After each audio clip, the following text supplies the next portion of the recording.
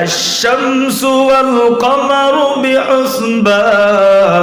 بحسبان والنجم والشجر يسجدان والسماء رفعها ووضع الميزان ألا تطغوا في الميزان وأقيموا الوزن بالقسط ولا تخسروا الميزان والأرض وضعها للأنام فيها فاكهة والنخل ذات الأكمام والحب ذو العصف والريحان فبأي آلاء ربكما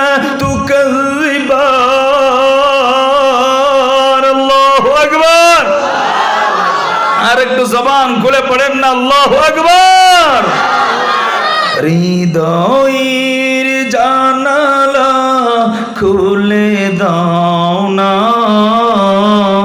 প্রভুর প্রেমে কেন সারা দাও না প্রভুর প্রেমে কেন সারা দাও না হৃদয় কষ্ট হইতেছে আপনাদের তাহলে আমি যতটুকু বলছি এতটুকু সবাই বলেন হৃদয়ের জানালা খুলে দাও না প্রভুর প্রেমে কেন সারা দাও না প্রভুর প্রেমে কেন সারা দাও না বিশ্বমালিক যিনি আল্লাহ মহান সৃষ্টি তারি এই নিখিল জাহান কথা বলেন ঠিক কিনা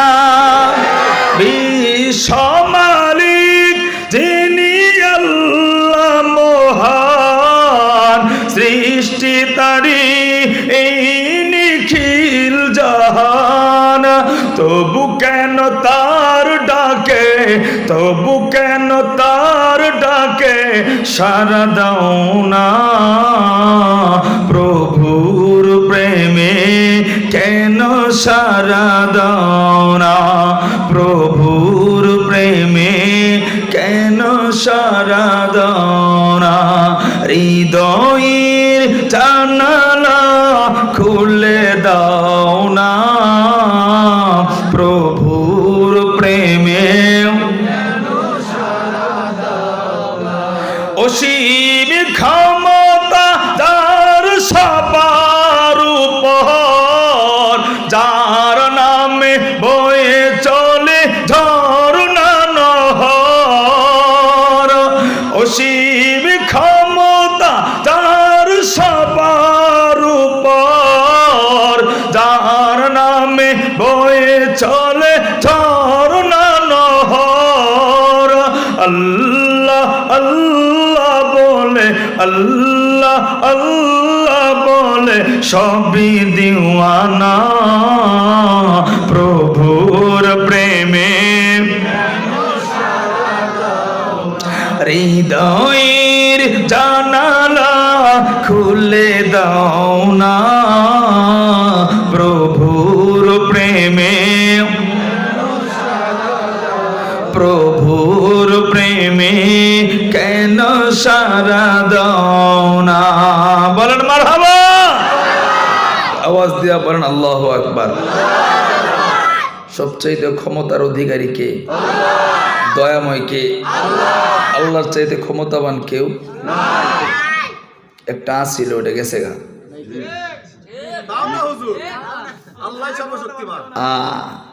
মাশাআল্লাহ আল্লাহর চাইতে ক্ষমতাবান কেউ নাই এজন্য কারো উপরে জুলুম করেন না কি করেন না জুলুম করলে আল্লাহ আপনার এমন ধুলাই দিব একদম শেষ করে দিব বেডি মুরগির রান খাইব দুপুরে নিয়ত করছে, পরে 2000 খাওয়ানোর সুযোগ কাপড়ই কিনতে না ঠিকঠাক মতো ওরা দো। এটা হলো বাস্তবতা। এটা কি এটা রাজনীতি না, এটা কি বাস্তবতা। আল্লাহ যদি চান, এই বাংলাদেশের কেউ ভাবে নাই যে তার পদত্যাগ হয়, পদত্যাগ কি ফলাইব, ও নিজেও ভাবে নাই।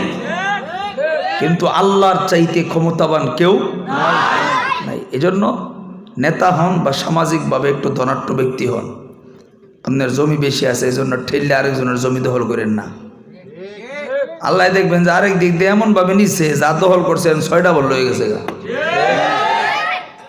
এটা কিছু অভ্যাসের লোক আছে না, প্রতি বছর তার 4 আঙ্গুল করে বাড়ে, হাত করে বাড়ে। জুলুম করবেন না। রাজাদের রাজবাড়ি বাংলাদেশে অভাব নাই, কিন্তু রাজার কুত্তায় পরিচয় দেয় না যে আমি রাজবাড়ির লোক। আল্লাহ তাদের কোনো অস্তিত্ব রাখে নাই। এই জন্য কেউ অহংকার করবেন না, মানুষের উপরে জুলুম করবেন না। যদি জুলুম করেন 2 দিন আগে আর পরে আল্লাহ তাআলা দেখবেন এমনভাবে শেষ করে দিবে, আপনার কোনো অস্তিত্ব থাকবে না। এই জন্য দেখবেন এলাকায় অনেক শুনবেন যে অমুকের দাদা এমন ধনাঢ্য মানুষ ছিলেন, ক্ষমতা ছিলেন, কিন্তু তার নাতিরা মানুষের বাড়িতে কাজ পায় না। ইতিহাস তালাশ করে দেখবেন মানুষের উপরে জুলুম করছে, অহংকার দেখাইছে। এটা হইল বাস্তবতা। কারণ আল্লাহ ধরে ধরে ধরে না, ধরলে কেউ রে ছাড়ে না। আল্লাহর ধরা বড় কঠিন। এজন্য কারো উপরে জুলুম করবো না। পারবো তো ইনশাআল্লাহ? তাইলে দয়াময় কে? জীবনে যত গুনাই হোক চিন্তার কোনো কারণ তো গুনাহ বাড়াই দিবেন, চিন্তা নাই তো। কই যায় মুরব্বী, কই যায়?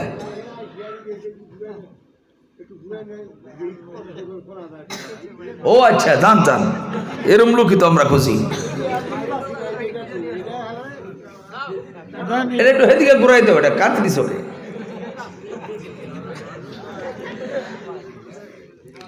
জীবনে যত গুনাই হোক চিন্তার কোনো কারণ মাফ চাইলে মাফ করবেন কে? আল্লাহ। তাইলে গুনাহ বাড়াই দিবেন? সাহাবী বলেন, নবীর জবান থেকে শুনছি, কেউ যদি মৃত্যুর অর্ধদিন পূর্বে তওবা করে আল্লাহ তারে মাফ করে দেন। আরেকজন কয়, আমি নবীর কাছ থেকে শুনছি, কেউ যদি মৃত্যুর 1 ঘন্টা পূর্বেও তওবা করে আল্লাহ তারেও মাফ করে দেয়। আরেকজন কয়, আমি নবীর কাছ থেকে শুনছি, কেউ যদি আজরাইল আসার আগ মুহূর্তেও তওবা করতে পারে আল্লাহ তারেও। তাহলে তওবার সুযোগ মরণের, কিন্তু মরণ কখন কারো জানা এটা হলো বোঝার বিষয়। গত 4 দিন আগে আমি বগুড়ায়, দিনাজপুরে প্রোগ্রাম, বগুড়ায় আসবো, অর্ধেক পথে আসার পরে দেখি এমন সিরিয়াল লাগছে গাড়ির, আহা। কিছুক্ষণ পরে নাইমা যায় দেখি নগদ 2টা যুবক নাই, মোটর সাইকেল মনে হয় ট্রাকে বাজাই দিছে, রাস্তায় পড়ে রয়েছে, শেষ। বাড়ি থেকে কি মরণে লেগে বেরিয়েছিল? কে কোথায় কখন চলে যাবে কারো জানা নাই। এজন্য তওবার সুযোগ মরণের আগ পর্যন্ত, কিন্তু মরণ কখন আমাদের কারো জানা নাই। তার মানে আপনাকে সর্ব অবস্থায় 24 ঘন্টায় তওবার উপরে থাকতে হবে। আল্লাহর বড় দয়া, আমারে আপনারে বড় মায়া করে। বাপে যদি সন্তানকে শিখাইয়া দেয়, এই সন্তান ভুল যদি হয়ে যায় কখনো আমার কাছে এমনি মাফ চাইবি, আমি তোরে মাফ করে দেব। আচ্ছা, সন্তান যদি এই কথা জানে, তাহলে সন্তানের জন্য মাফ নেওয়া সহজ না কঠিন? আমার আল্লাহ আমারে আপনারে কি পরিমাণ মায়া করে। আল্লাহ আমাদেরকে ডাক দিয়ে শিখায় দেয় কেমনে তওবা করতাম। সুবহানাল্লাহ করেন না?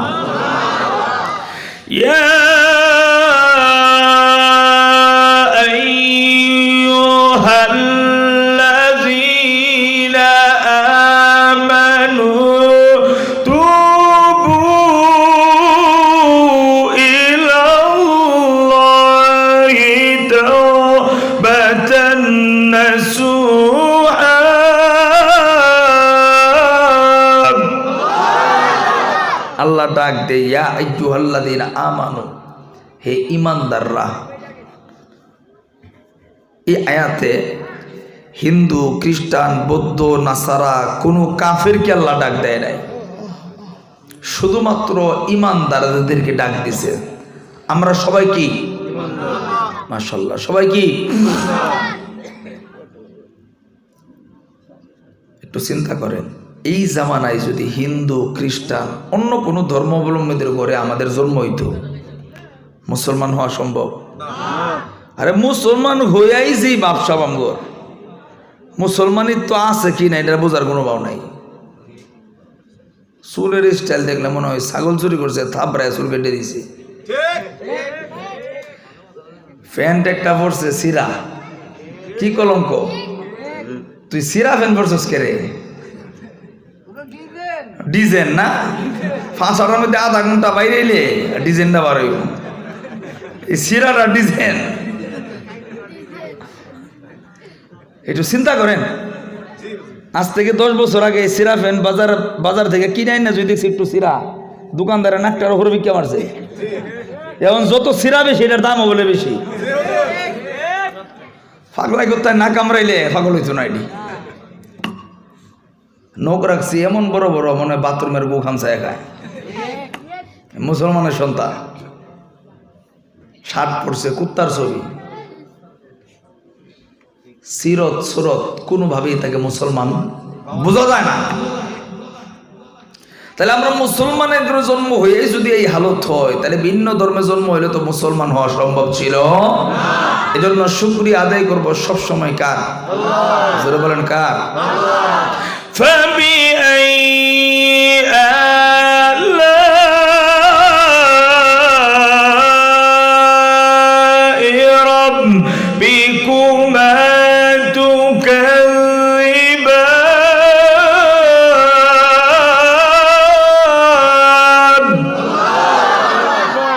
আল্লাহর কোন কোন নিয়ামতকে আপনি অস্বীকার করবেন? আল্লাহ যে আপনারা মুসলমান বানায় পাঠাইছে, ইমানদারের ঘরে জন্ম দিছে, এইটা শুকরিয়া যদি মরণ পর্যন্ত করেন, শুকরিয়া আদায় করা শেষ হবে না।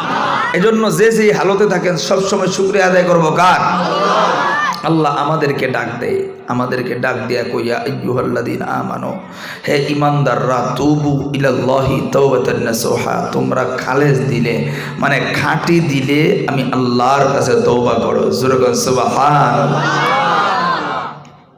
তো খালেস দিলে তওবা করলে কি পুরস্কার? আল্লাহ বলেন, ইন্নাল্লাহা ইউহিব্বুত তাওয়াবিন ওয়া ইউহিব্বুল মুতাতাহহিরিন।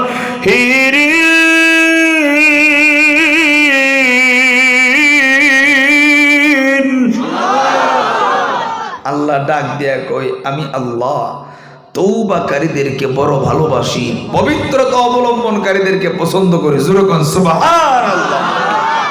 তাইলে গুনাহ হয়ে গেলে মাফ চাইলে, নবীজি বলেন একটা মানুষ 100 বছর গুনাহ করছে, কয় বছর? মরণের আগ মুহূর্তে যদি তওবা করে, মায়ের গর্ভ থেকে সন্তান পৃথিবীতে আসলে যেমন পাপ থাকে না, মানুষটা তওবা করলে এরকম নিষ্পাপ হয়ে যায়।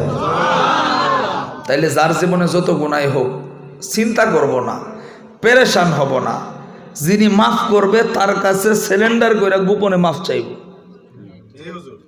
গুনাহ হয়ে গেলে বন্ধুর কাছে বলবো না, এই আমাদের একটা অভ্যাস আছে যুবক ভাইরা। গুনাহ হয়ে যাবে, মানুষ মাত্রই ভুল হতে পারে। এখন যদি কোন হুজুর বুড়ইব খেলি, আপনি হুজুর মানুষ, আর আমি হুজুর দিকে গীতা হয়েছে, আপনার লগে শয়তান হলে 3টা, আমার লগে 3300। আপনারা খারাপ করলে আপনি একা কাম করবেন, আমার যদি খারাপ হয়ে যায় ওয়াজ বাদ দিয়ে গান গাম, বুঝেন নাই? আমি যদি খারাপ হই তাহলে ওয়াজ ছাইরা দিয়ে কম গান গাই, এটা টেহা বেশি পাওয়া যায়। তখন হাজার হাজার মানুষের আমি গুনার দিকে ডাকবো, তাহলে আমার পিছিয়ে শয়তান কম না বেশি? বেশি। আমারও ভুল হতে পারে।